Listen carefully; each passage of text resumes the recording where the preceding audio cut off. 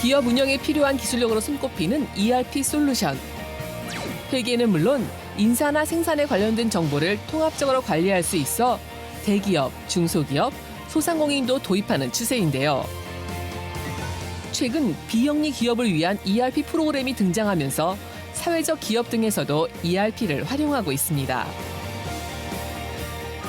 적은 금액으로 효과적으로 사용할 수 있는 ERP가 출시되면서 시장에 주목을 받고 있는데요. 기업의 원활한 운영을 돕고 생산성 향상에 도움을 주는 ERP 솔루션에 대해 알아봅니다.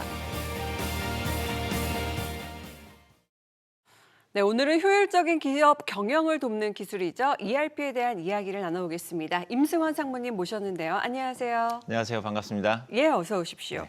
저도 이 회사 출근해서 컴퓨터를 키면은 제일 먼저 로그인하면서 하루를 시작했던 게 이 ERP 시스템인 것 같거든요. 뭐 기업의 운영을 돕는 프로그램이다. 이 정도는 아는데 정확히 어떤 건지 개념 설명을 좀 해주시죠. 네. ERP라고 하는 것은 엔터프라이즈 리소스 플래닝이라는 그 약어로 표현이 되는데요.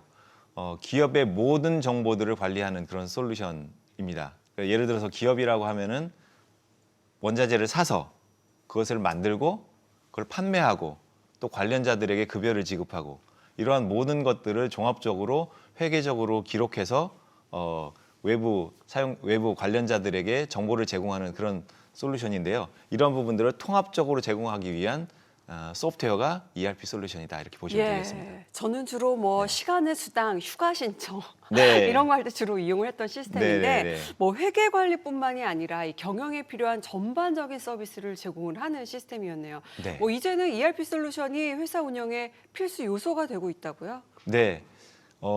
ERP 솔루션은 그 반드시 필요한 솔루션이 이미 되었습니다. 예. ERP 솔루션이 없으면 기업 경영이 불가능한 이러한 기업 환경으로 이제 오게 된 거고요. 예를 들어서 소규모 기업체인 경우에는 그 각 부서에서 발생하는 데이터들을 엑셀에 기록한다든지 장부에 기록한다든지 해서 회계 파트로 넘기면 회계 파트에서 그것들을 집계하고 관리해서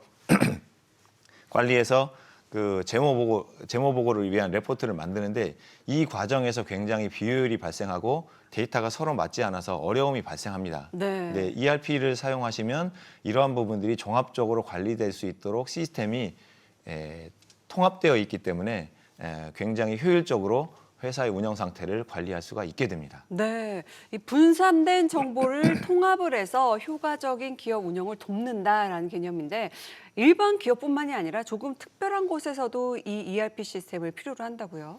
네, 보통은 ERP 시스템이 영리 기업에서만 사용하는 걸로 이렇게 생각을 하고 계시는데요.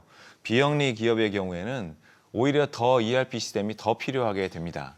그래서 비영리 기관에서 ERP를 사용하는 사례가 늘어나고 있는데요. 그 이유는 비영리 기관의 경우에는 보통 쉽게 얘기하면 좋은 일을 많이 하는 그런 기업체인데 그러면 외부에서 돈을 기부를 받아서 그것들을 어디에 정확하게 착한 일에 써야 되는데 이러한 부분들이 투명하게 관리되지 않으면 기부자의 신뢰를 확보할 수 없기 때문에 이러한 부분들을 투명하게 관리하는 게 굉장히 중요하게 되기 때문에 ERP 시스템을 사용해야 됩니다. 예. 뭐 말씀만 들었을 때는 비영리 기업 같은 경우는 사익보다는 공익에 더 집중이 되어 있으니까 네. 과연 필요할까라는 생각이 들기도 했는데 꼭 필요한 부분도 있네요. 네, 그렇습니다. 오히려 그 비영리 기관의 경우에는 돈을 정확하게 잘 쓰는 목적이 달성되어야 세금 혜택이 주어지는 그 효과가 있기 때문에 세금 혜택을 주어지기 때문에 오히려 더 투명하게 사용해야 되는 그런 의무가 있습니다. 그렇기 때문에 더욱더 ERP를 사용을 해야 되는 필요가 증대된다고 볼 수 있죠. 예. 자, 그럼 비영리 기업을 위한 ERP 국내에서 도입된 사례들 많을 것 같아요.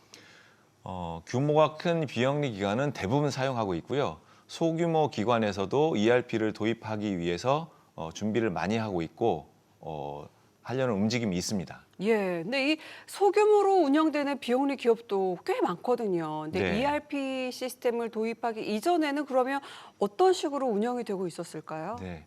비영리 기관에서는 소규모 기관에서는 네.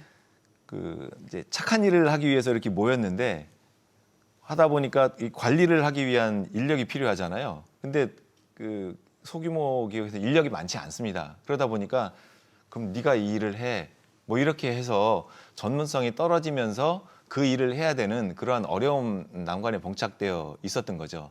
이러한 부분에 있어서 소규모 기업을 위한 ERP가 등장함으로써 그러한 애로사항들을 해결해 줄 수 있는 해결책이 되고 있습니다. 그렇죠. 뭐 네. 이제 하는 업무 중에서 나눠서 맡기거나 아니면 인력을 또 뽑아야 되는데 네. 인력을 또 뽑는 것조차도 비용이 되니까 그렇죠. 업무량은 많지만 이 인력이 없는 곳에서 좀 어려움을 겪을 수 있다라는 부분에서는 ERP 도입이 꼭 필요하다 이런 부분이 있을 텐데 근데 이 시스템을 또 들여오기 위해서는 비용도 초기 비용이라는 게 있잖아요. 네, 예. 그렇습니다.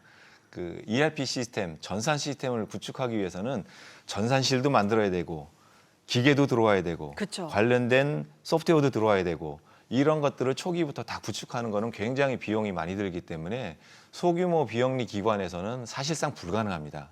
그렇기 때문에 그 클라우드 환경에서 이러한 부분들을 월 구독형으로 저렴하게 ERP 솔루션을 사용할 수 있는 이러한 제품을 만들어서 비영리 기관에게 공급을 하니까 비영리 기관에서는 굉장히 환영을 하고 좋아하고 있습니다. 예. 자, 그러면 ERP 도입을 한 비영리 기업의 반응 어떤가요? ERP를 하기 전에는 수기 작업을 하고 데이터도 안 맞고 보고하기도 어렵고 했었는데 ERP를 저렴하게 도입하면서 그런 부분들을 해결을 했고요. 더군다나 그 시스템을 도입해서 데이터를 넣었지만 신고를 하는 일은 또 다른 어려운 과정이 되거든요. 이러한 신고를 할 수 있는 전문가의 서비스까지 같이 결합해서 각각 구매할 때보다 저렴한 비용으로 공급을 하게 되니까 양자가 서로 윈윈할 수 있는 그런 상황이 되게 된 거죠. 예. 자, ERP 솔루션이 기업 운영에 어떤 편리함을 가져오는 만큼 앞으로의 발전 가능성도 기대가 되는데요. 시장의 규모, 성장성 어떻게 예측을 하고 계십니까? ERP 시장은 앞으로 커질 수밖에 없고요. 모든 기업은 ERP를 사용하지 않으면 기업 운영이 불가능한 환경에 처하게 됩니다. 더군다나 앞으로 더욱더 고도화된 정보를 요구하게 되고 정확한 정보를 요구하게 되는 그런 상황에서 신기술이 계속 나오게 되죠. AI 기술이라든지 네. 모바일 환경에서 쓸 수 있는 기술이라든지 이러한 부분들에 대한 그 발전된 기술에 대한 요구사항이 항상 존재하기 때문에 ERP 시장은 계속 커지리라고 판단이 됩니다. 저희 기업도 30여 년 이상 ERP 공급을 하면서 해외에도 인도네시아, 일본 이런 쪽에 해외에 진출하면서 이러한 기업의 요구사항에 필요한 부분들을 정확하게 공급할 수 있는 그런 제품들을 만들기 위해 노력을 하고 있습니다. 예, 응원하겠습니다. 자, 지금까지 임승환 상무님과 ERP 솔루션에 대한 이야기를 나눠봤습니다. 고맙습니다. 감사합니다.